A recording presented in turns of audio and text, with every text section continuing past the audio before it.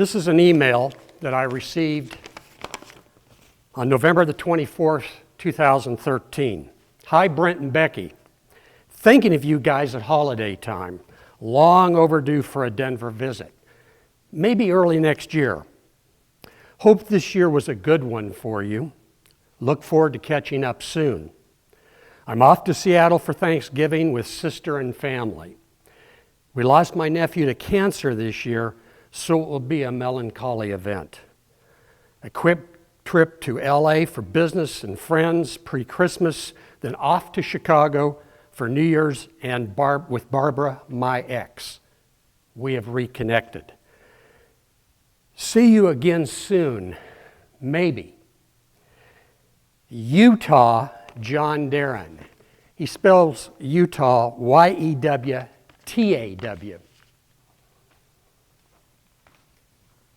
This email came at the end of a year, and little did I know, and certainly he didn't know, that he had 16 weeks to live. I met him when I was in charge of advertising and public relations for a radio network in Colorado Springs. I was producing all of the marketing, and he got the job as the vice president of marketing. We really hit it off. We really connected in developing our plans and strategies. I remember seeing him driving into the parking lot for the first time. He was driving a taxi cab yellow Porsche Carrera with a convertible top. He got out with the sunglasses on, and I thought, are we interviewing Paul Newman today? The guy was dashing. He looked the part of Hollywood, and in fact, he was a very successful LA radio personality, both in AM and FM. He also was a business reporter and editor for KCOP, which is a TV station in Los Angeles. In addition to that, he produced infomercials.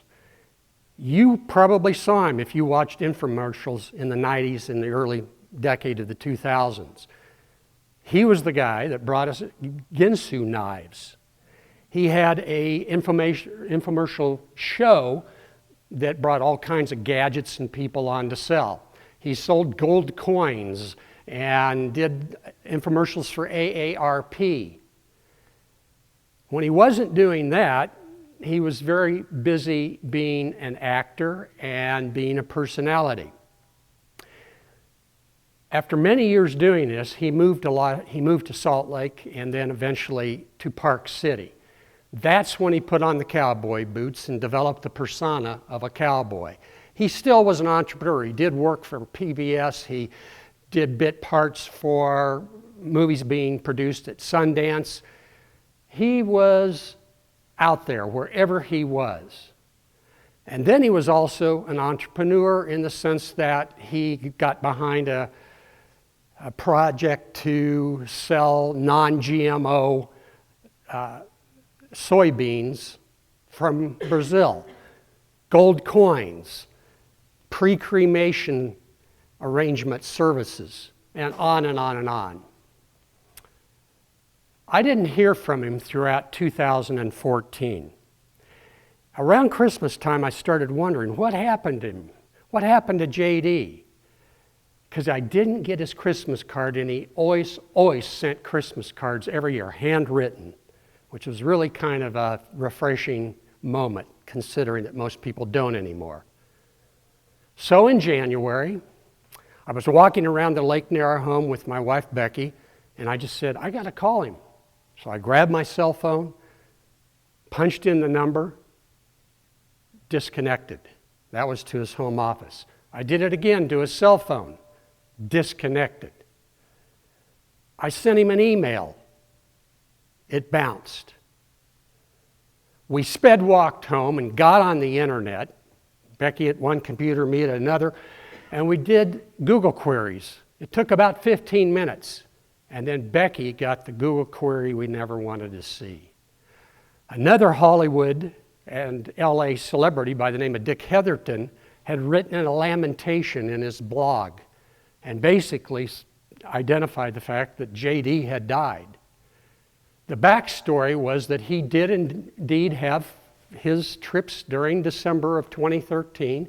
He spent a week with his ex in Chicago, having a phenomenal opportunity to get together with her.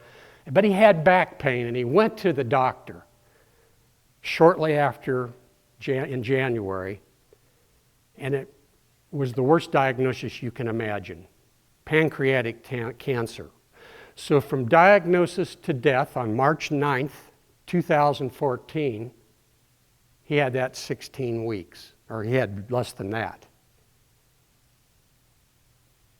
So suddenly I'm confronted with what happened. It had been 45 weeks since I had actually been in touch with him.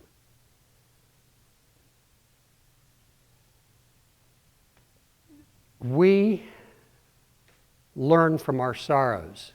In fact, Isaac Dinesen, who wrote a book called Out of Africa, said, "All the sorrows of life are bearable if only we can convert them into a story."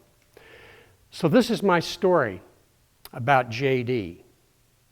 He was an LA personality, a pioneer in radio, AM and FM. He was a constant presence on infomercials throughout the 80s, 90s, and into the 2000s. He was an entrepreneur.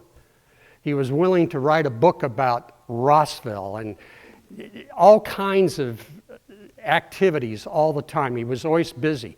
He would rather get in a car and drive across country over flying. So he got in his high-end sports cars and SUVs and always was out traveling, visiting everybody along the way. But most importantly, he was a positive rush of energy every time anybody who knew him saw him. So JD left me with 3 lessons. Number 1, our lives can turn on a dime. What is true now might not be true this afternoon. Number 2, absence of communication from somebody we care about, whether it be a friend or a business colleague, is communication. And number 3, I need to do a better job in staying in touch.